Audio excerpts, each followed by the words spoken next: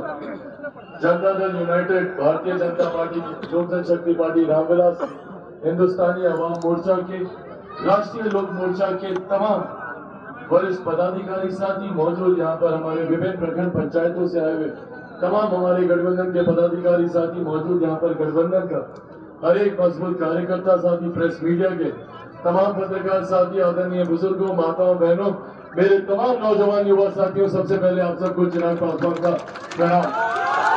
साथियों, आज आप लोगों के बीच एक दो बस महत्वपूर्ण जानकारी आप लोगों से साझा करने आए। आप सब जानते हैं कि देश में 2 चरण का मतदान हो चुका है और इस 2 चरण के मतदान में एक बात स्पष्ट है, एक बात तय है कि 4 जून के बाद तीसरी बार देश के प्रधानमंत्री, हमारे मौजूदा प्रधानमंत्री आदरणीय नरेंद्र मोदी जी बनने जा रहे हैं। इसमें कहीं कोई संदेह नहीं है, इसमें कहीं किसी तरीके की शंका नहीं। साथियों, जब तीसरी बार हमारे प्रधानमंत्री जी देश के प्रधानमंत्री बनने जा रहे हैं, ऐसे में हम सबकी जिम्मेदारी बढ़ जाती है। हम लोगों की जिम्मेदारी बढ़ जाती है कि हमारी लोकसभा जो प्रत्याशी चुनकर यहाँ से जाए, वो भारत के प्रधानमंत्री के बगल में बैठकर आप लोगों की समस्या का समाधान कर सके, हमारे मुख्यमंत्री के बगल में बैठकर आप लोगों की जुड़ी योजनाओं को पारित करा सके। ऐसे में आज आप लोगों के पास मैं आदरणीय हमारी बहन विजय लक्ष्मी कुशवाहा जी को आप लोगों का समर्थन, आप लोगों का आशीर्वाद मांगने आया। और यह आशीर्वाद सिर्फ हमारी बहन विजय लक्ष्मी जी के लिए नहीं होगा, यह आशीर्वाद आप लोग का हमारे प्रधानमंत्री आदरणीय नरेंद्र मोदी जी के लिए होगा, हमारे मुख्यमंत्री आदरणीय नीतीश कुमार जी के लिए होगा, आदरणीय जीतन राम मांझी जी के लिए होगा, आदरणीय उपेंद्र कुशवाहा जी के लिए होगा और चिराग पासवान के लिए भी होगा। यह आग्रह करने आज आप लोगों के बीच। साथियों, हमारे प्रधानमंत्री को देश का तीसरी बार प्रधानमंत्री बनना अनिवार्य है।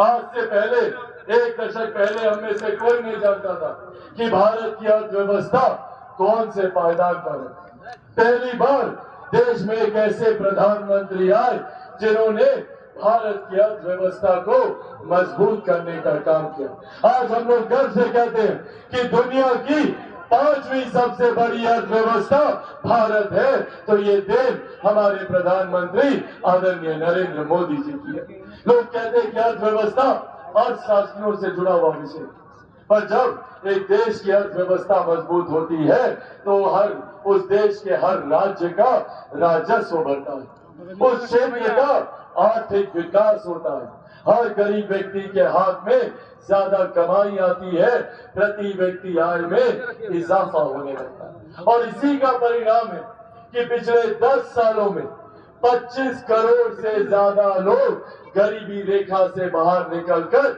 मुख्य धारा के साथ जुड़ने का काम किया। हमारे प्रधानमंत्री जी ने लक्ष्य रखा है 2047 तक भारत को एक विकसित देश बनाने का। भारत को विकसित देश बनाने की दिशा में उठाए जा रहे ये तमाम मजबूत कदम है। आज से पहले किसी प्रधानमंत्री ने महिलाओं के सम्मान की चिंता नहीं की, किसी को इस बात की चिंता नहीं थी कि महिलाओं के लिए शौचालय बना दे। बहुत छोटी पर उतनी ही बुनियादी एक जरूरत जो हर गांव में रह रहे परिवार के लिए जरूरी था।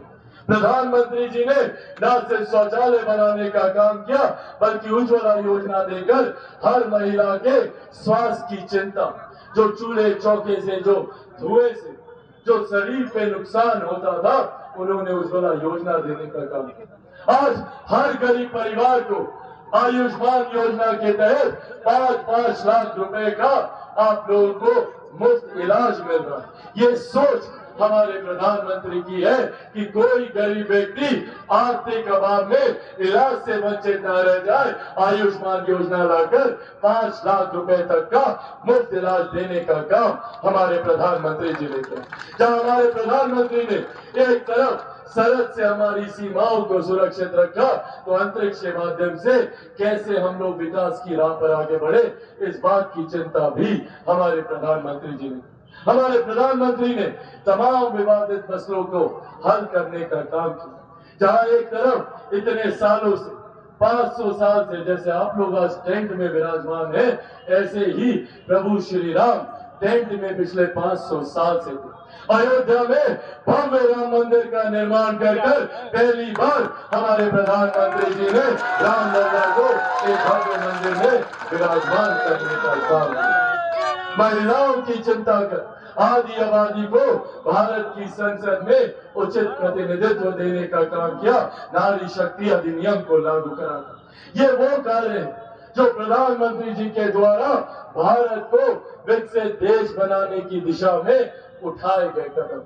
पर साथियों, वही दूसरी तरफ विपक्ष के भी लोग हैं जो नहीं चाहते कि कोई गरीब कल्याण की योजना भारत में रहे। आज जब हम लोग को गर्व होता है कि देश की ही नहीं दुनिया की सबसे बड़ी गरीब कल्याण की योजना भारत देश में चलाई जा रही है, इसका श्रेय मैं मेरे नेता, मेरे पिता आदरणीय रामविलास पासवान जी को भी दूंगा। आज उन्हीं की देन है कि देश में प्रधानमंत्री गरीब जन कल्याण अन्न योजना के तहत 81 करोड़ लोगों को मुफ्त में राशन दिया जा रहा है। ये सोच हमारे प्रधानमंत्री आदरणीय नरेंद्र मोदी जी, जहां एक तरफ गरीबों के कल्याण के लिए एक के बाद हमारी केंद्र सरकार, हमारी बिहार की सरकार योजनाएं ला रही, प्रधानमंत्री आवास योजना हो, मुख्यमंत्री आवास योजना हो, तो वहीं दूसरी तरफ ये विपक्षी दलों का गठबंधन है जो नहीं चाहते कि ऐसी योजना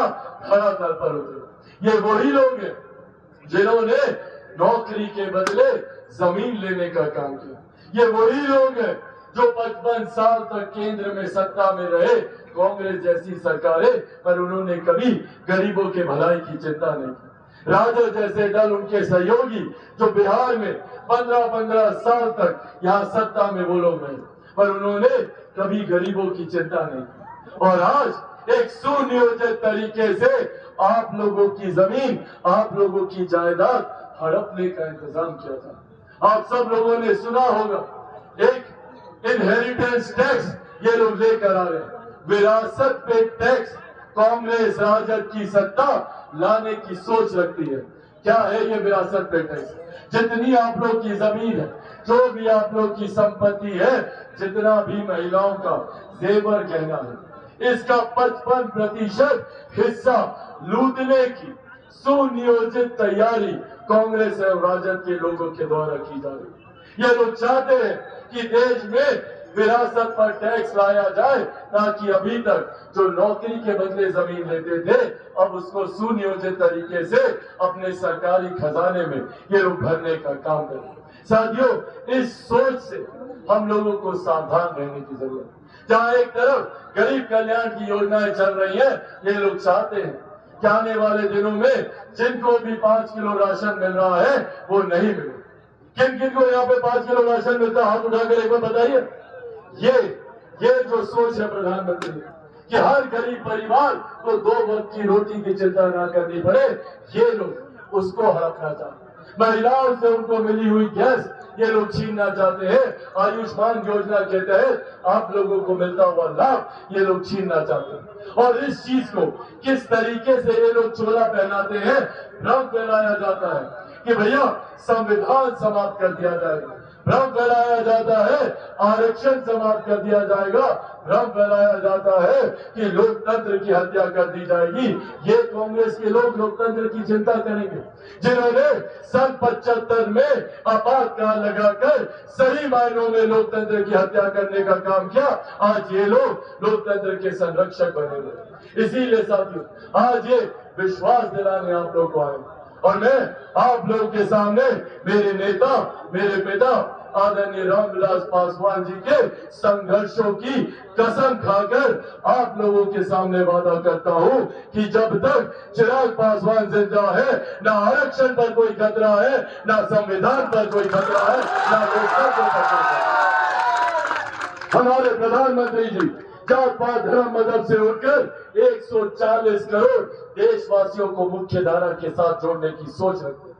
आज उज्ज्वला की बात हो, आयुष्मान की बात हो, प्रधानमंत्री आवास की बात हो, अन्य योजना की बात हो, बिना जाति बिना धर्म देखे सबके साथ समावेशी विकास की सोच के साथ हमारी सरकार आगे बढ़ने का काम कर रही है। इसीलिए साथियों, यह आग्रह मैं आप सबसे करूंगा, जरूरी है हम सबको एकजुट होकर, क्योंकि भ्रमित करने वाले